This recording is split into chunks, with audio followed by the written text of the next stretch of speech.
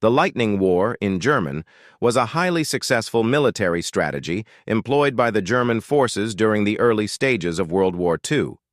Characterized by rapid and coordinated attacks using tanks, infantry, and air support, the Blitzkrieg aimed to create chaos and disorganization in the enemy's ranks.